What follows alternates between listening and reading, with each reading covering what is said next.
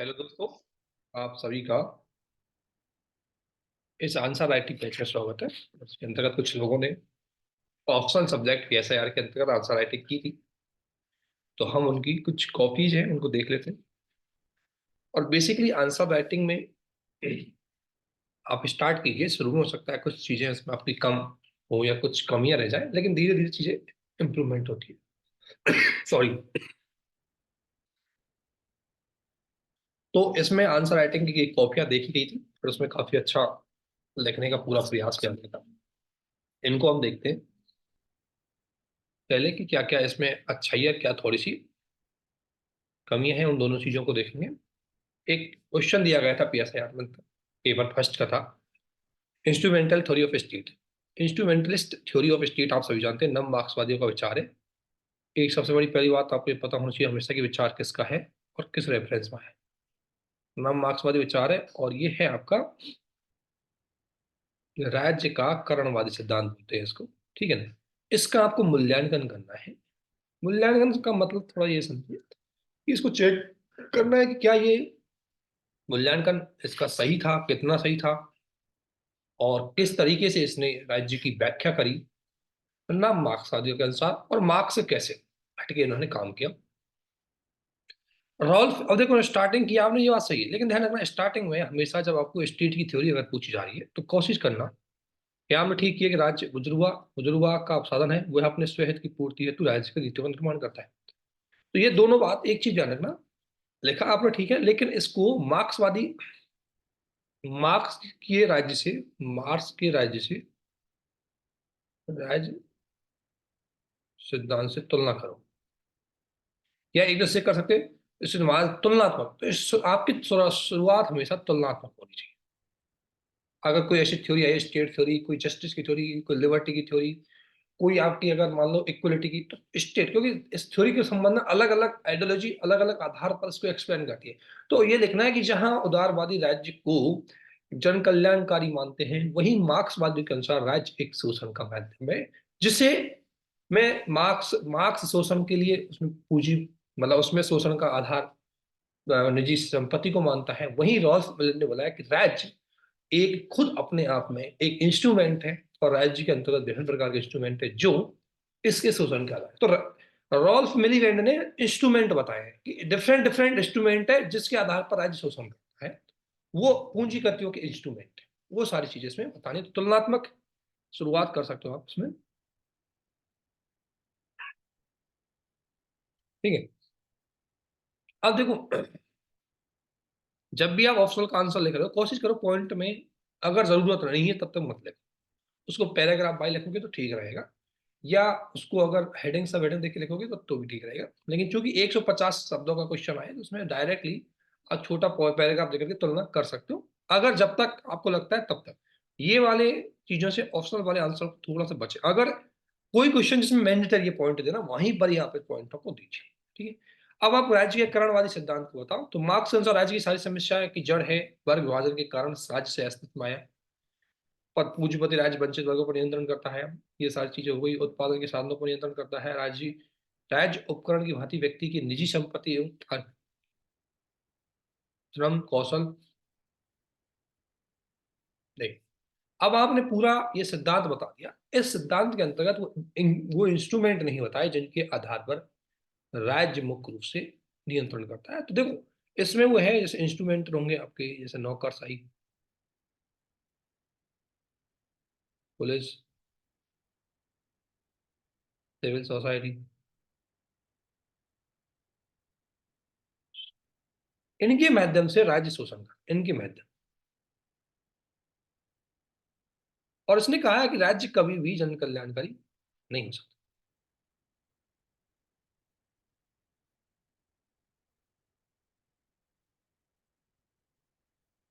तो उस पॉइंट को थोड़ा सा आपको ज्यादा हाईलाइटेड करना है, वो थोड़ी चीज को देखना है। सॉरी।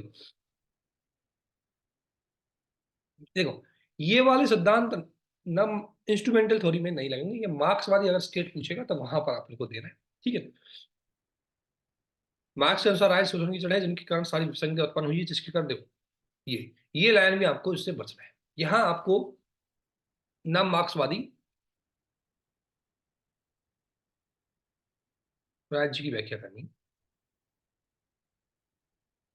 तथा इसके प्रभाव को भी बताना है। तो बेसिकली आपके क्वेश्चन में दो तीन चीजें, एक तो प्रश्न की मांग को फोकस करो,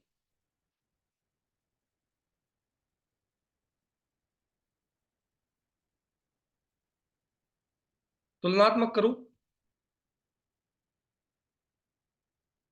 प्रयास अच्छा है, क्वेश्चन प्रयास अच्छा है।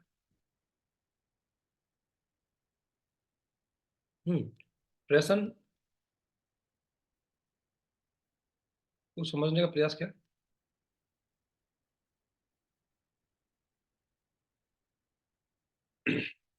ठीक है, तो वो तो एक थोड़ा सा क्वेश्चन को आयाम दो, मतलब इसको एक केवल इंस्ट्रूमेंटल तक नहीं, इसको मार्क्स से जोड़ो, नवाधार तक जोड़ दो, सारी चीजों से जोड़ के कंपेयर कर दो, इसको बहुत अच्छा आंसर चल जाएगा। ठीक है। अब है राज्य का नवोदारवादी दृष्टिकोण, new liberal perspective of the state. अब देखो, अब आप बात करो यहाँ राज्य का नवाचार शास्त्रीय उदारवाद का पुनर्जीवित एक तो शुद्धिकरण पर थोड़ा ध्यान दो, रूप है जिसके अंतर्गत राज्य कल्याण का रूप में दिखाई देता है, इसके लौट देखो। अब ऐसी व्याख्या हमेशा देखो तुलनात्मक कर दो, मैं फिर कहूंगा जब भी इस थ्योरी वाला पार्ट है तुलनात्मक शुरुआत करो।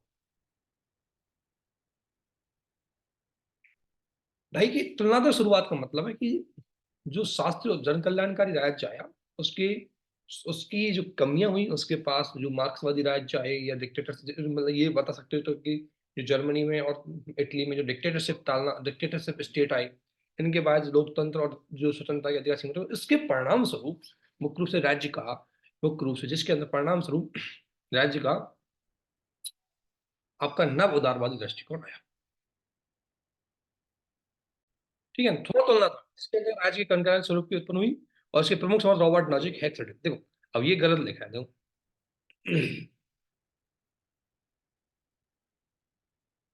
ये राज्य का कल्याणकारी स्वरूप है, इसमें रॉबर्ट और हैक नहीं है, ये नवोदारवाद से संबंध है।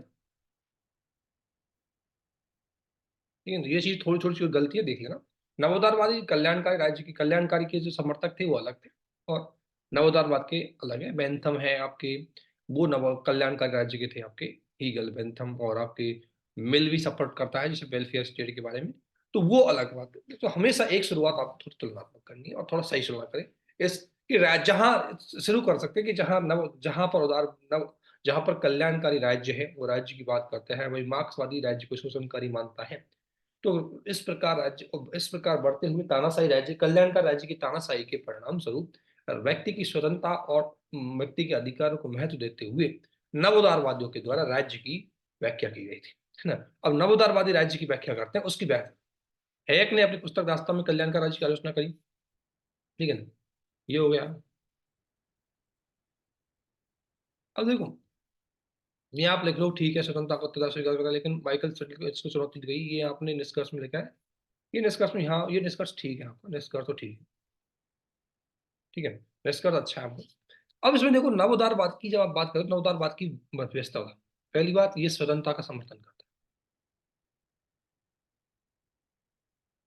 दूसरी बात, ये योग्यता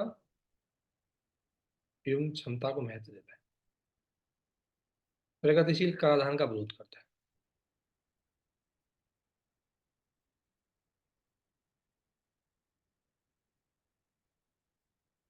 व्यक्ति की सर्वोच्चता,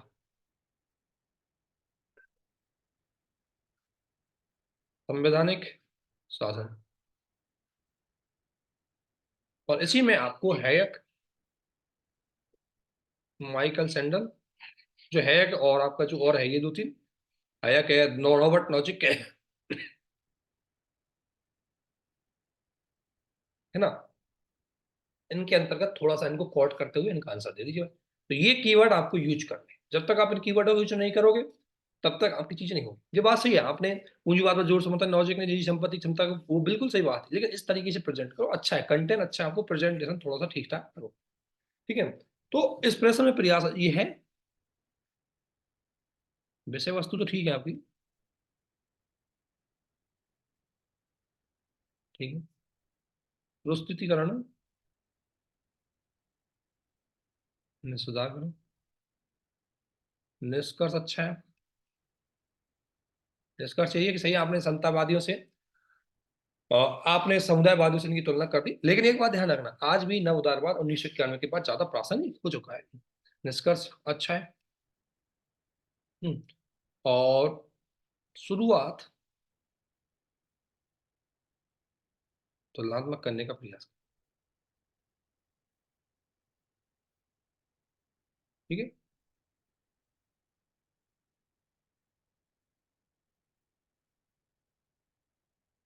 अगला देखते हैं, बड़े अच्छा क्वेश्चन था। आत्मा का सिद्धांत, प्लेटो का आत्मा का सिद्धांत। प्लेटो राज्य के व्यक्ति का बृहत स्वरूप मान, अब ध्यान रखना प्लेटो की जो थ्योरी है आत्मा की, सॉइल थ्योरी, जिसमें आप सभी जानते हैं प्लेटो का सबसे महत्वपूर्ण सिद्धांत और सभी सिद्धांतों का आधार केंद्र बिंदु आत्मा का सिद्धांत ही था। तो प्लेटो राज्य को व्यक्ति का वृहद रूप मानते हैं, जिसके आधार पर राज्य जगत का निर्माण होता है। प्लेटो का मूल स्वरूप आत्मा के तीन भागों में निर्मित है ना। प्लेटो के अनुसार न्यायपूर्ण समाज की स्थापना शिक्षा के द्वारा की जा सकती है, ये बात बिल्कुल सही है। जिसके अंदर जिन व्यक्तियों की आत्म विवेक गुण होता है, दार्शनिक होता है, ये हो गया आपका, ठीक है। वासना युक्ति आत्मा व्यक्ति अधिक से अधिक लाभ प्राप्ति की प्रोत्साहित करता है, शिक्षक मत का अध्ययन करता है, ठीक, जो कि आदर्श राजक से उपयुक्त समझा जाता है। वही वासनाकरण प्रधान धैर्य, ये भी ठीक है।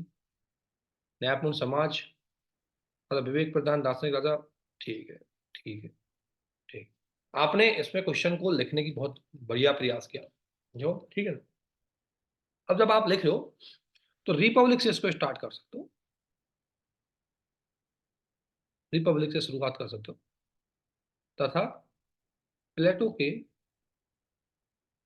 सभी सिद्धांतों का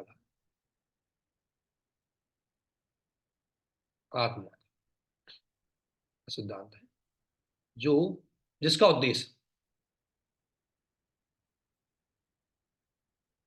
न्यायपूर्ण समाज, आदर्श व्यक्ति एवं आदर्श नहीं, नैतिक व्यक्ति, आदर्श राज्य का निर्माण, इसको हम स्टार्ट कर सकते थे। इससे भी आप स्टार्ट कर सकते हो, आपकी स्टार्टिंग ठीक है। और फिर आपको ये आपको ठीक है। अब ये आत्मा का सिद्धांत ही देखो, न्यायपूर्ण समाज का निर्माण करता है, वो आपने बता दिया, न्यायपूर्ण समाज, दार्शनिक व्यक्ति या राजा, इसको शासक कर देते हैं, दार्शनिक शासक, ठीक है। और नैतिक व्यक्ति, है ना। तो ये चीज इस आत्मा के सिद्धांत का ये तीनों ही आधार थी, और आपने तीनों को अच्छे से व्याख्या करा है, ठीक है।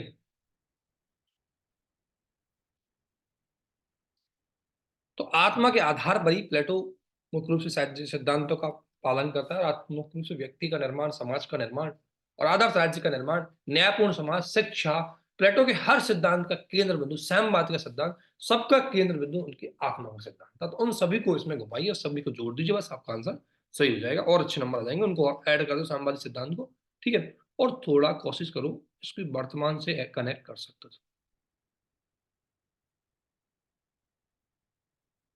है ना। तो बहुत बड़े निष्कर्ष, देखिए वर्तमान में भी हमारी जो नैतिक राजनीति है, लोकतांत्रिक मूल्य है, व्यक्ति की जो वर्तमान में बढ़ती विसंगताओं को दूर किया जाए, तो प्लेटो के आत्मा का सिद्धांत यदि प्रासंगिक है ऑब्वियसली, तो वो सारी चीजें सही हो जाएंगी आपकी। तो देखो इसमें अच्छा प्रयास है आपका। हम्म। दूसरी बात, इसकी विषय वस्तु अच्छी है आपकी, अच्छा सब आपने मतलब जो प्रश्न की मांग है वो अच्छा लिखा है। तीसरा, निष्कर्ष को थोड़ा और सुधार सकते हैं, वो वर्तमान से जोड़ सकते हैं।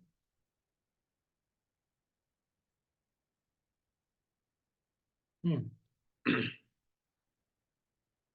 उत्तर को थोड़ा आयाम दे सकते हैं, जैसे न्याय पूर्ण समाज, नैतिक व्यक्ति, आदर्श राज्य, और आदर्श राज्य और दार्शनिक राज्य, ठीक है। ये आपने वैसे जोड़ने की कोशिश करी है, तो नीचे आप जोड़ सकते हैं उसको। ठीक है, तो बढ़िया लिखा है आपको इसने। अब राज्य का सिद्धांत। अरस्तु प्लेटो की तरह राज्य को प्राकृतिक संस्था मानते हैं। अरस्तु के अनुसार मनुष्य एक सार्वजनिक प्राणी है, उसका उत्थान केवल राज्य संस्था में होता है संभव। ठीक है, ये आपकी तुलनात्मक होगी। अब थोड़ा सा तुलनात्मक ये कर सकते हो कि जहां प्लेटो का राज्य आदर्श एवं दार्शनिक था, वहीं अरस्तु के अनुसार राज्य एक प्राकृतिक संस्था के रूप में माना गया है। दोनों प्राकृतिक संस्था है, लेकिन अरस्तु के अनुसार राज्य एक भौतिक इकाई के रूप में भी इसने माना है। तो उससे एक तुलनात्मक अध्ययन आप कर सकते हो। बढ़िया शुरुआत की है। राज्य को आंगिक मानते हुए जिस प्रकार शरीर के बिना चल की, ठीक है, ये ठीक है, आंगिक सिद्धांत के रूप में आपने ठीक माना है, क्योंकि राज्य व्यक्ति के सद्गुणों के जीवन के लिए साधन उपलब्ध करवाते हैं।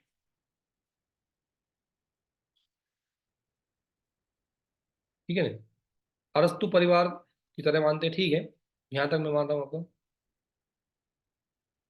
ठीक है, ये भी ठीक है। अब यहां थोड़ी सी आपसे गलती, आपसे देखो, अगर आप देखो सिंपल सी बात है एक चीज, जब आप राज्य की बात करो अरस्तु के अनुसार राज्य की, तो देखो अरस्तु का राज्य जो प्राकृतिक है, ये पॉइंट आपने बता दिया। देखो इसमें एक चीज और है, मैं बता दूं, अरस्तु के अनुसार यदि देखो अरस्तु का राज्य की अगर बात करें, तो स्टार्टिंग में आप क्या कर सकते हो, तुलना प्लेटो से। ठीक है, अब आपको अरस्तु के राज्य की विशेषता बतानी है। देख, प्राकृतिक है, आंगिक है, संवैधानिक है, कानूनी सरकार कानून शासन की बात करता है, ठीक है, और इसके अलावा जन कल्याणकारी है, और व्यक्ति के नैतिक विकास में। इन पॉइंटों को और ऐड कर दो बस, तब जाकर के, और निष्कर्ष में वर्तमान राज्य से तुलना, बस तब जाकर के आपका क्वेश्चन अच्छा हो जाएगा। ये चीज आपको करनी, तो प्रयास अच्छा है, प्रश्न को आयाम दीजिए, उसकी अंक को पूरा कीजिए। ठीक है, ये तब जाकर के आपका क्वेश्चन बहुत अच्छा हो सकता है। इसको बहुत अच्छा लिख सकते थे वर्तमान से जोड़ करके, बहुत शानदार क्वेश्चन कर सकते थे इसको, क्योंकि वर्तमान जो राज्य है वो भी संवैधानिक राज्य की बात कर रही है। प्लेटो भी, अरस्तु भी काम को बताया कानूनी राज्य राज्य के शासन प्रणाली में बात कर रहा था, और प्लेटो का राज्य का जो शासक था वो दार्शनिक शासक था। यहाँ पर मुख्य रूप से संवैधानिक शासक की बात करते हैं, तो वो सारी चीजें हो जाती है इसमें। आगे देखते हैं, और क्वेश्चन भी है। ये क्वेश्चन बेसिकली गवर्नर को लेकर के आया। गवर्नर का क्वेश्चन कई बार आजकल चलता रहता है, करंट में बहुत ज्यादा चल रहा है, तो कई बार क्वेश्चन गवर्नर का बनता है, आपके आईजीपी का पार्ट होता है ये। तो यहां से भी क्वेश्चन आपके बनने की पूरी संभावनाएं रहती है। गवर्नर का क्या क्वेश्चन है कि राज्य, सबसे पहला काम आपको जब भी करना है हमेशा क्वेश्चन को जरूर समझना है। तो क्या करें, राज्यपाल राज्य का संवैधानिक प्रभु होने के बजाय केंद्र का एजेंट। ध्यान रखना, राज्यपाल के दो महत्वपूर्ण काम होते हैं। एक तो उसको इसलिए नियुक्त किया जाता है कि वो संवैधानिक प्रमुख होता है स्टेट का, जैसे पूरे देश का संवैधानिक प्रमुख राष्ट्रपति होता है, ठीक उसी प्रकार से राज्यपाल मुख्य रूप से किसका प्रमुख होता है, राज्य का प्रमुख होता है। लेकिन वो ज्यादातर केंद्र का एजेंट, मतलब केंद्र का एजेंट का मतलब है कि देखो राज्यपाल को हमने ये दिया है कि केंद्र की तरफ से भी बात रखें, ध्यान रखें कि कोई राज्य केंद्र के नियमों का उल्लंघन तो नहीं कर रहा है, लेकिन उसका मिसयूज नहीं करना चाहिए। अब केंद्र का एजेंट का मतलब है केंद्र के प्रति हर बात केंद्र की ही लगा रहता है। केंद्र का मतलब कहीं ना कहीं राजनीतिक पक्षपात। भारत के राज्यपाल के सामने पद में जुड़े हाल ही के विवादों पर चर्चा कीजिए, वो आपको बता। तो देखो, संविधान के अनुसार राज्यपाल एक संवैधानिक प्रमुख है, केंद्र में राष्ट्रपति। देखो अब आप ऐसी चीजों को लिख रहे हो ना, इसको संघीय शासन से जोड़ो।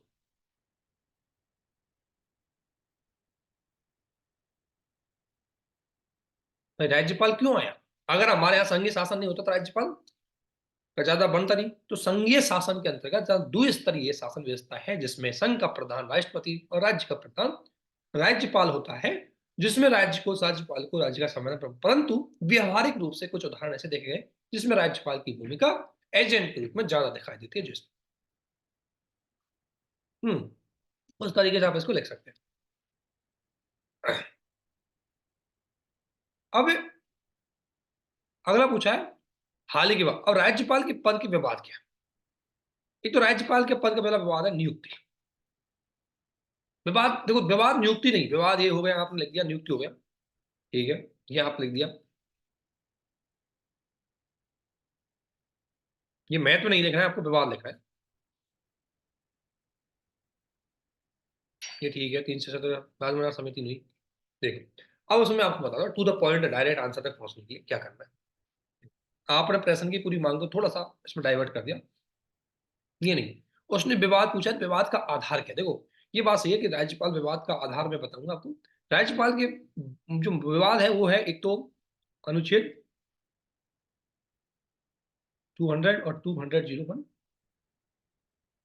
एक है अनुच्छेद 356, एक है राज्यपाल की कार्यकारी हस्तक्षेप, एक है राजनीतिक पक्षपात, राजनीतिक पक्षपात। ये पॉइंट है जो आपको ध्यान रखना है, जिनका राज्यपाल मिसयूज भी करता है कई बार। ये वो आधार है जिनकी वजह से विवाद है। तो ये विवाद के पॉइंट है, फिर इसमें एग्जाम्पल देना है, एग्जाम्पल होना है। और एग्जाम्पल कैसे देना है, जैसे महाराष्ट्र में राज्यपाल ने नियमानुसार, अगर जॉइंट सरकार बनती है, किसी सरकार को पूर्ण बहुमत मिलता है, तो सबसे ज्यादा बहुमत वाली सरकार, सबसे ज्यादा वोट, मतलब जिसका सबसे ज्यादा मत है, उसको बुलाया जाता है। लेकिन महाराष्ट्र में उसने ऐसा नहीं किया। दूसरी बात, महाराष्ट्र के अंतर्गत कई ऐसे उदाहरण हैं जिसमें हर मामले में मुख्य रूप से राज्यपाल हस्तक्षेप करता है, और उसका हस्तक्षेप कहीं ना कहीं इस बात को प्रतिबिंबित करता है कि केंद्र के एजेंडे के रूप में जाता है। तो वो एग्जाम्पलों से, इन मुद्दों को आपको इन एग्जाम्पलों से ऐड करना है, बस ये क्वेश्चन की मांग है। फिर उसके बाद लिखना है आपको कि ये विवाद ये हो गए, ठीक है ना, आप ये जो विवाद है ये सब, ठीक है ना, इनको उसी से ऐड करना है उस मुद्दों से कि बेसिक मुद्दा क्या है। आर्टिकल 200, आर्टिकल 201, आर्टिकल गवर्नर की जो पावर्स है, वो बेसिकली मुख्य रूप से इसका मुद्दा है, जिसका उल्लंघन हाल में यहाँ पर किया, उनको जोड़ देना है, सिंपल।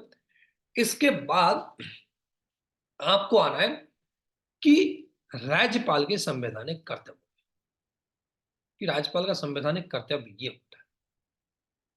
परंतु हाल ही में इस घटना की वजह से वो एजेंट के रूप में ज्यादा दिख रहा है, वो ठीक है, एजेंट के रूप में आप दिखाई दोगे। और फिर आपको सुझाव देना है कि राज्यपाल को मुख्य रूप से राजनीतिक परिक्षेप या राजनीतिक चीजों से परे होकर के एक संवैधानिक कर्तव्य के रूप में काम करना चाहिए, ठीक है ना। और राज्यपाल को इसके दुरुपयोग को रोकने के लिए राजमन्यार समिति की सिफारिशों को हमें थोड़ा सा काम कर सकते हैं, थोड़ा सा इसको दे सकते हैं, बस ये आप दे सकते हैं। सरकार या आयोग की बातों को दे सकते हैं, तो वो आपके हो जाएंगे फिर डिस्कस, ठीक है। लेकिन यहां पर आपको पहले मुद्दों को कैलकुलेट करना है कि किन मुद्दों पर राज्यपाल की भूमिका को लेकर विवाद बढ़ रहा है। ये चीज आपको थोड़ा सा ध्यान रखना, ठीक है, इतना कर दोगे तो हो जाएगा इस बात आंसर। इसमें इतना ही कहूंगा, ये तो प्रश्न की मांग को पूरा करो, निष्कर्ष थोड़ा छोटा करो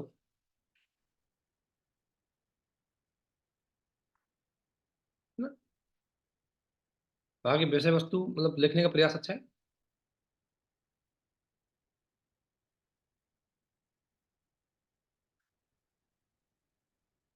निरंतर,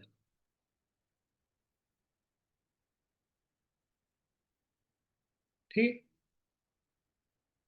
अगला क्वेश्चन है, भारत के संघीय ढांचे में महामारी के प्रभाव का विश्लेषण करते हुए इस संकट से निपटने के लिए केंद्र राज्यों के समक्ष आने वाली चुनौतियों पर चर्चा कीजिए। महामारी के दौरान अंतर सरकारी समन्वय को मजबूत करने से सरकार, ये कोविड-19 के दौरान जब घटनाएं हुई, उसमें एक मुद्दा आया कि संघ के द्वारा आदेश दिए जा रहे थे और राज्यों को फॉलो करने पड़ रहे थे। संघ बिना किसी सहमति से राज्यों को ऑर्डर भी दे रहा था। तो कई क्वेश्चन ये आ रहे थे कि भाई राज्य, हमारे यहाँ संघीय ढांचा है या एकात्मक ढांचा।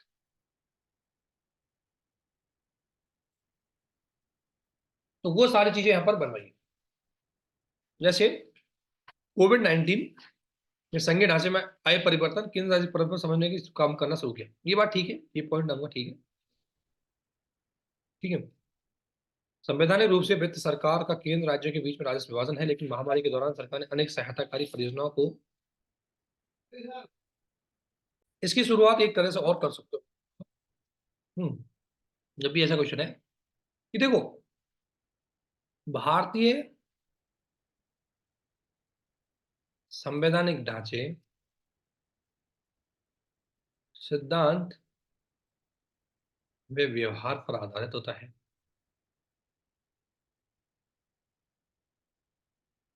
जिसमें जिसमें संघीय ढांचे में संघ में राज्यों के बीच विभाजन है, परंतु व्यवहारिक रूप से कई बार संघीय सर्वोच्चता दिखाई देती है।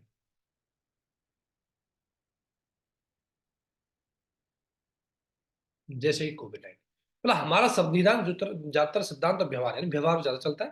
तो आप ऐसे भी स्टार्ट करते हो, संघीय ढांचे में व्यावहारिक रूप से, सैद्धांतिक रूप से हमने अपनाया, लेकिन व्यावहारिक रूप से कई बार ये दिखाई देता है, जिससे कि कोविड-19 में देखा गया। उसके बाद आपको दिखाना है कि कैसे देखा गया।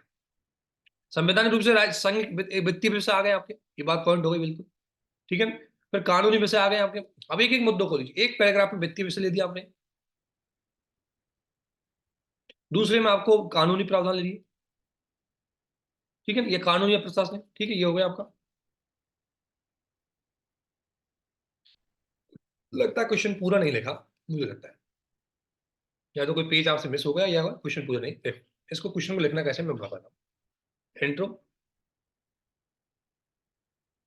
इंट्रो में लिखना है आपको संघवाद का व्यवहारिक रूप,